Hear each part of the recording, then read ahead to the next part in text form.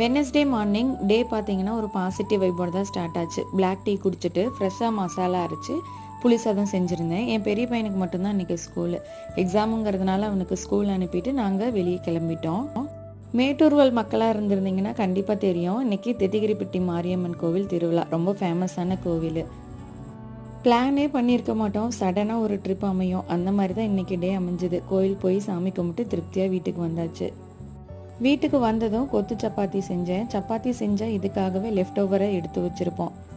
சப்பாத்தி இந்த மாதிரி கட் பண்ணி வச்சுட்டு வெங்காயம் பச்சை மிளகா தாளித்து தக்காளி சேர்த்திக்கணும். மசாலா பார்த்திங்கன்னா மல்லித்தூள், மிளகாத்தூள், மஞ்சத்தூள், கொஞ்சம் கறி மசால் தூள் எல்லாம் சேர்த்து நல்லா வதக்கினதும் முட்டை 2 உடைச்சி ஊற்றிட்டு நான் கொஞ்சம் குருமா ஊற்றுவேன். இதுதான் இதோட ஸ்பெஷலு. குழம்பு வேணான்னா ஸ்கிப் பண்ணிக்கலாம், பட் அது ஊற்றுனா தான் சாஃப்டாக இருக்கும் சாப்பிட்றதுக்கு, இல்லைன்னா ட்ரை ஆகிடும். இப்படி கரண்டியால் கொத்தி விட்டோம் அப்படின்னா கொத்து பரோட்டா மாதிரியே இருக்கும். வீடியோ பிடிச்சிருந்தா மறக்காமல் சப்ஸ்கிரைப் பண்ணுங்கள்.